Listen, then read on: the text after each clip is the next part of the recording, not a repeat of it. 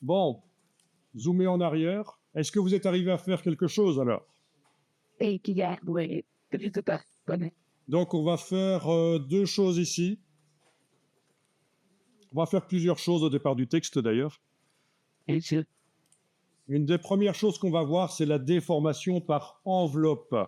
C'est-à-dire qu'on va pouvoir mettre en arc de cercle, par exemple, ou sur une vague, le texte. Parfois, il faudra ajouter un mot pour que ce soit plus visible. Donc, n'hésitez pas, c'est vrai, avec l'outil texte à ajouter, pour que ce soit un peu plus long, parce que ce sera peut-être un peu plus sympa. Alors, tu as perdu ton plan de travail, tu peux double-cliquer sur la main dans la palette des outils et ça remet le plan de travail en grand sur l'écran.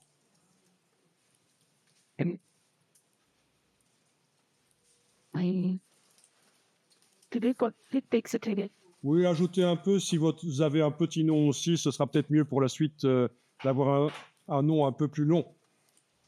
Si on veut faire le texte sur une vague ou quoi.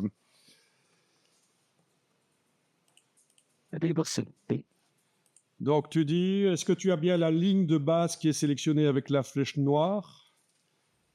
Pas les caractères. En fait, les caractères, ils héritent de ce qu'on met sur la ligne de base. C'est pour ça que toutes les couleurs, motifs, etc., on le met sur la ligne de base. Donc, tu as bien ta ligne de base qui est sélectionnée. Tu arrives à bouger le texte comme ça. Dans la palette Aspect, menu Fenêtre, Aspect, tu dois préciser que tu vas changer la couleur de quoi? Ben, du contour. Tu as accès par ici au nuancier, sinon, fenêtre nuancier, en bas à gauche, catalogue couleur, true match, etc. Et ça va changer la couleur quand tu cliques sur elle. Ouais. Ça marche? Les choses de couleur, mais oui. C'est vraiment des spoons de shot et se trouvent dans les coups. Mais si en fait je fais quelque chose de starting.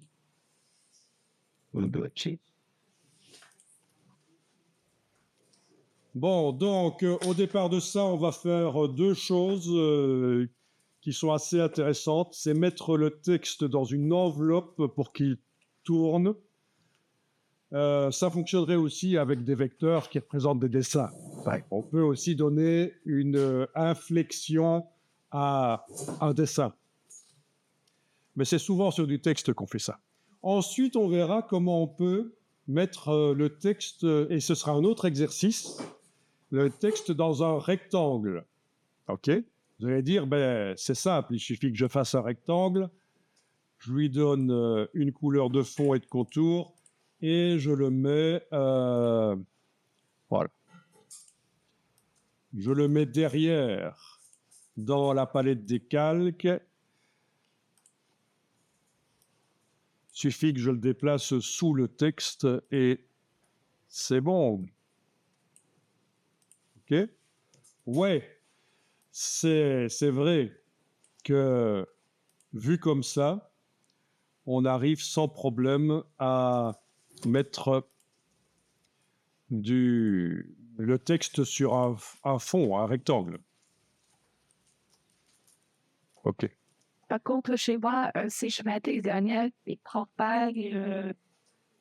OK. Bon, ben, ça, on fera. Un rectangle tout bête comme ça. Mais ce qu'on va faire, c'est qu'on va intégrer le rectangle dans l'aspect, dans la palette aspect. Il va faire partie du système.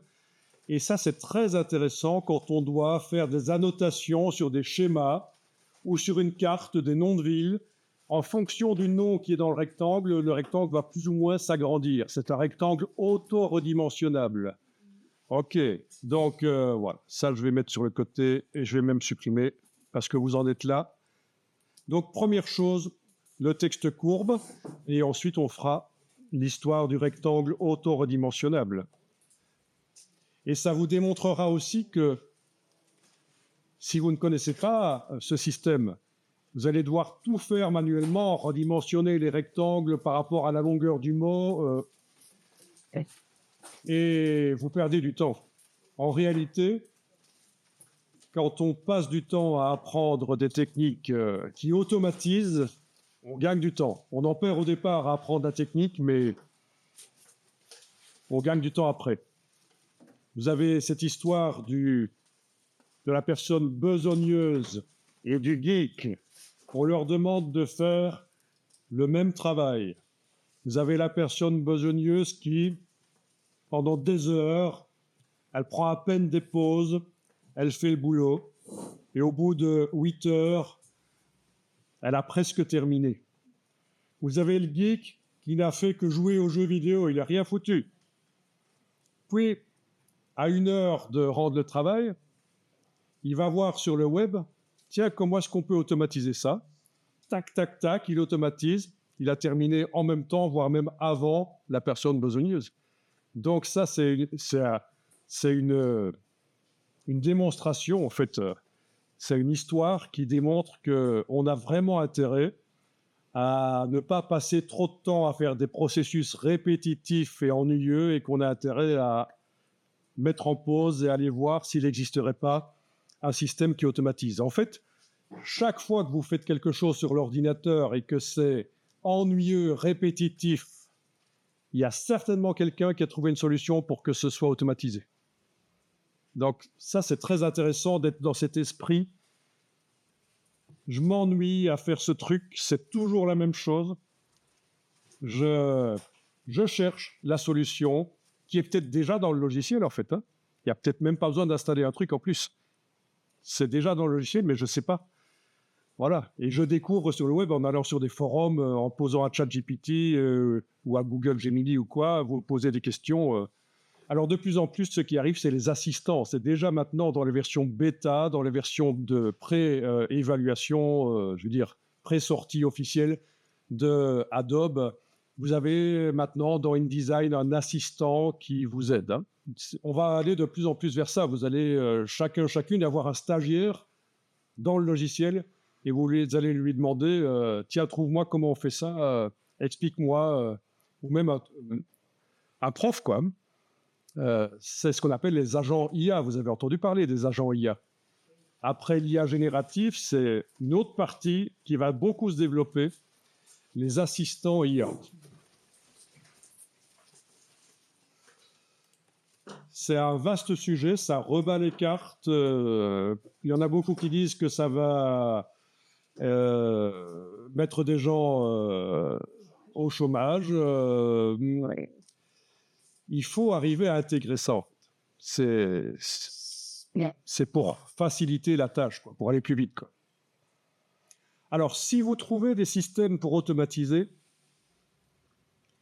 il y en a plein. Hein. Ce n'est pas des secrets. Hein. Et que vous êtes dans une boîte, il ne faut pas nécessairement le dire. Moi, j'ai donné une formation à quelqu'un qui travaillait dans une boîte informatique et il a trouvé à un certain moment qu'il pouvait faire en 1 heure le boulot qu'il faisait avant en 7 heures. Il est allé en parler au patron. Parce qu'il était fier. Et il était fier d'avoir trouvé quelque chose qui évite de faire un truc débile pendant 7 heures et que, voilà. Donc on peut le faire en 1 heure et puis on va pouvoir faire autre chose avec le temps qu'on gagne, quoi. C'est l'idée, hein. C'était une entreprise publique. Qu'est-ce qui est arrivé? Ben, il a obtenu. Hein? Il va. Non, il n'a pas perdu son taf. Non. Well, il a fait comme ça pour te magasin. Hein? Non. On lui a interdit d'utiliser ça. On lui a dit, tu continues comme avant. Et le gars, il me racontait ça, il était en formation, il était un peu dépité, il avait quasiment les larmes aux yeux, quoi. Parce que c'est débile, quoi. Mais en même temps, voilà, c'est comme ça. C'est entreprise publique. Hein. Peut-être que dans le privé, ça ne se passerait pas exactement comme ça, mais entreprise publique. Donc, si vous trouvez un truc pour automatiser, il faut réfléchir, quoi. Est-ce que ça vaut la peine d'aller en parler au patron, quoi? Que ça, tu es dans tes temps. Voilà. C'est le travail. Donc, ce qui peut être intéressant, et moi j'ai fonctionné comme ça en entreprise dans les années 90, c'était une entreprise où il y avait du travail de temps en temps, des rushs. Donc, il pouvait y avoir des journées où il n'y avait rien, et puis tout d'un coup, il y avait un gros truc à faire, et puis il fallait rester jusqu'à 21h, 22h, puis le lendemain, il fallait être là tôt, et puis à nouveau des jours où il n'y avait rien à faire. Bon, c'est les clients, quoi, c'est les jobs, quoi. Mais qu'est-ce que je faisais? Moi, je prenais des livres, des CD-ROM. À l'époque, dans les années 90, les CD-ROM, c'était 65 € un CD-ROM pour avoir à peu près 8 heures de vidéo dessus. Hein, vous voyez, par rapport à YouTube gratuit maintenant avec des centaines d'heures. Et donc, c'est pas nécessairement pour glander, quoi. Quand il se passe rien, on n'est pas obligé de rien foutre, quoi. On peut se prendre en main et essayer d'évoluer, apprendre de nouvelles choses. Hein. Voilà. Donc la personne aurait pu, les 6 heures qu'elle gagnait, évoluer. Mais bon, c'est comme ça. Donc ça me paraît intéressant de raconter ça parce que ça peut arriver. C'est assez symptomatique. Le monde de l'entreprise est particulier. Ok, alors ici, vous zoomez en arrière. Donc, plutôt que de travailler dans différents fichiers, on va travailler sur différents plans de travail. Donc, ce qu'on va faire ici et qu'on n'a jamais fait, c'est dupliquer le plan de travail avec ce qui se trouve sur lui. Donc, je pense qu'on n'a jamais fait ça. On a dupliqué un objet en le déplaçant, en enfonçant la touche Option, qui s'appelle la touche Alt sur certains claviers, avec la flèche noire, c'était pour un objet, mais un plan de travail. Vous activez l'outil plan de travail. Et alors, vous avez ici quelque chose qui est enclenché. Déplacer, copier l'illustration avec le plan de travail. Ça veut dire que si vous faites touche Option et vous déplacez, ce qu'il y avait sur le plan de travail se copie.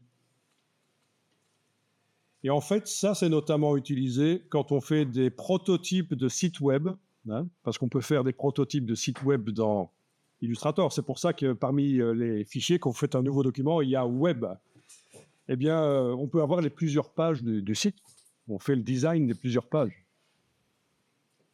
Et on peut faire en sorte qu'un élément, quand on le modifie sur un des plans de travail, se modifie sur tous.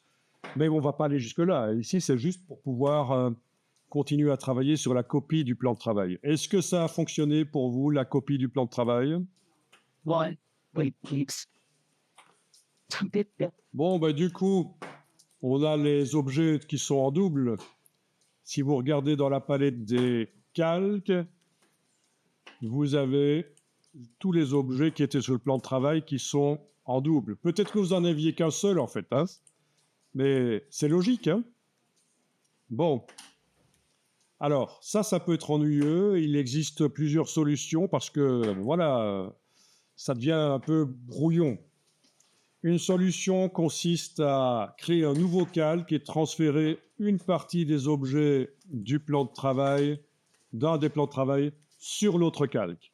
Une autre solution consiste à aller chercher la palette plan de travail. Allez-y, on va utiliser dans un premier temps cette option-là.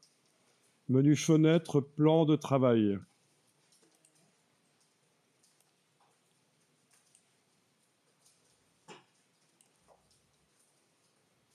Voilà, j'ai agrandi la palette plan de travail.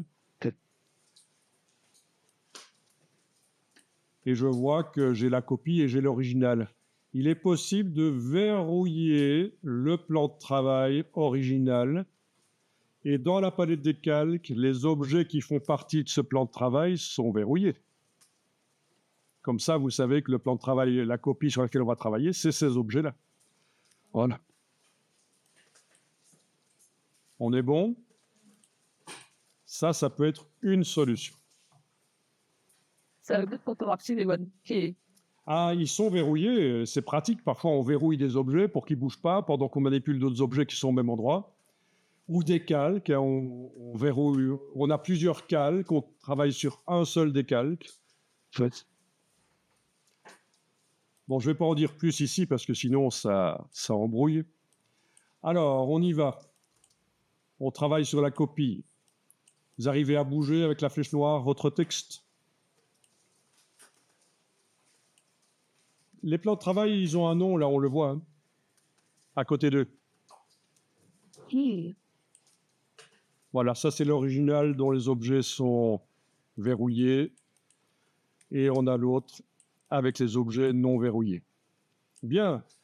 Alors, on va regarder dans la palette des calques, qu'est-ce qu'on voit. L'objet qui est actuellement sélectionné avec la flèche noire, c'est lequel? Celui-là? Pas du tout. C'est celui qui a la double cible ici. C'est celui-là, en fait. Vous vous souvenez, palette des calques, ce qui est sélectionné, c'est la cible qui compte. C'est pas le fait que ce soit bleu. Ça, non, c'est celui-là. Voilà, OK. Donc, il montre actuellement le nom, ce qui est tapé. Voilà.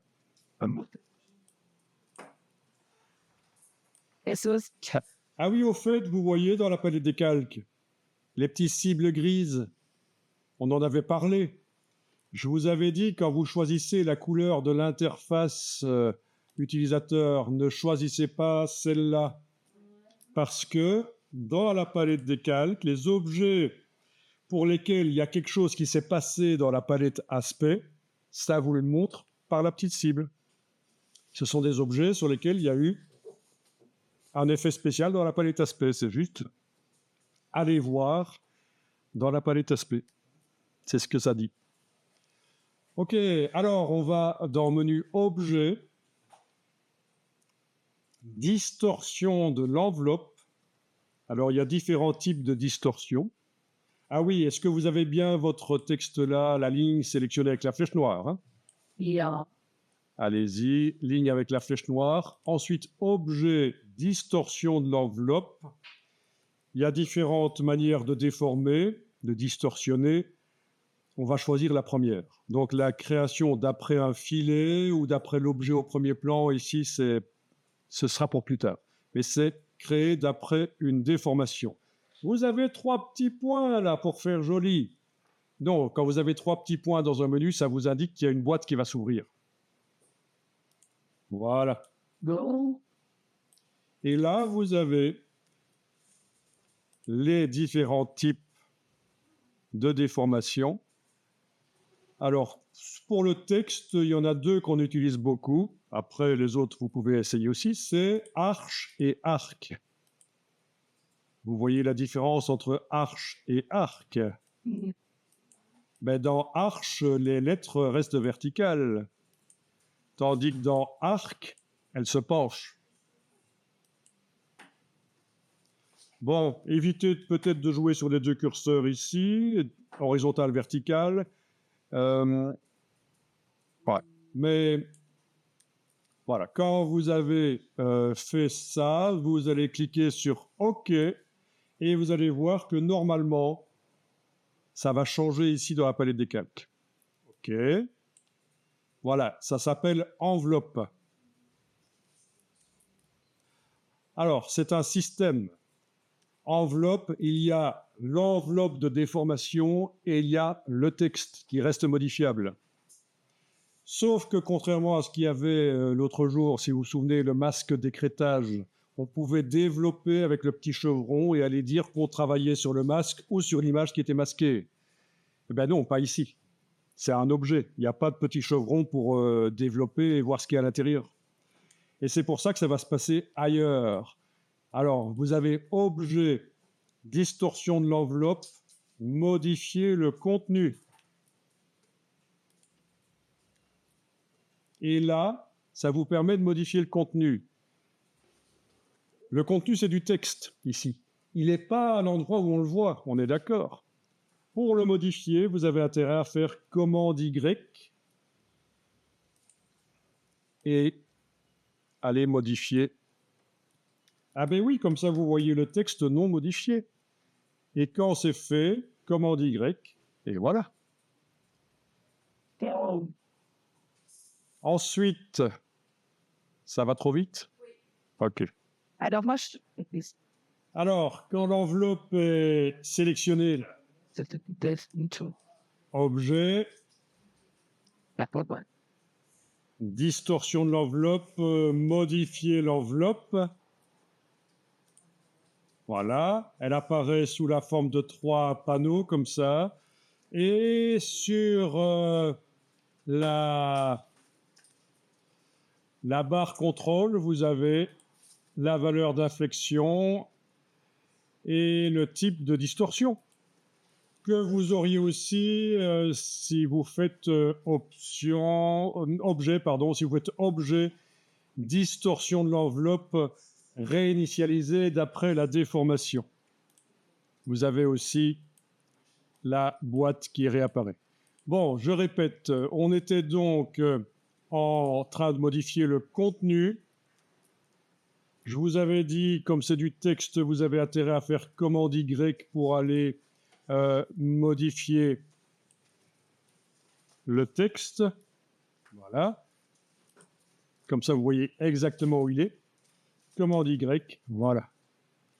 Et quand il s'agit de distorsionner l'enveloppe, objet, distorsion de l'enveloppe, modifier l'enveloppe. Vous avez le type de distorsion qui est indiqué dans la barre contrôle du dessus et la valeur de distorsion que vous choisissez.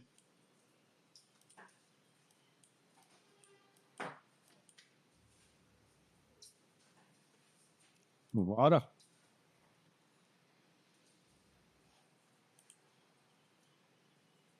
Donc le piège, ce serait d'aller sur option de l'enveloppe. Ça, il ne faut pas faire. Ça ne vous aidera pas, ça. Objet, distorsion de l'enveloppe, option de l'enveloppe ne vous aidera pas. Est-ce que ça vous paraît plus ou moins clair, ça? Oui. OK. Ne peut pas utiliser dans la... Donc, les plus habituels pour du texte, c'est arc ou arche. Mais les autres, ça dépend de ce que vous voulez faire passer comme message, en fait. Hein. Oui. Voilà. Il... Compression, ben, ça peut être bien pour prix très bas, prix comprimé, compression de prix. Enfin, voilà, ça dépend du message que vous voulez faire passer. C'est pas, on choisit pas parce que c'est joli nécessairement, mais c'est parce qu'on fait passer un message. Oh, Ok, ça fait référence, là ça fait un peu motocyclette, Harley Davidson. Ok, il y en a qui vont m'en vouloir d'appeler ça des motocyclettes, mais enfin bon. Vous voyez, ça fait un peu vieux, ça fait référence, chaque fois ça fait référence un peu à des habitudes d'une certaine époque au niveau de la typographie. Donc ça, faut vraiment... Moi je vous montre qu'on peut le faire, mais après vous utilisez comme vous voulez. Ok, alors, dernière chose que vous avez sans doute découvert, c'est ceci. C'est la même chose que d'aller dans le menu Objet, distorsion de l'enveloppe, modifier le contenu, Objet, distorsion de l'enveloppe, modifier l'enveloppe. D'accord? Donc les petites icônes, là, les deux icônes, c'est la même chose en fait. Hein. C'est plus rapide. Ben, je voulais vous montrer où ça se trouvait vraiment dans le menu avant de vous montrer qu'on peut y accéder par les petites icônes.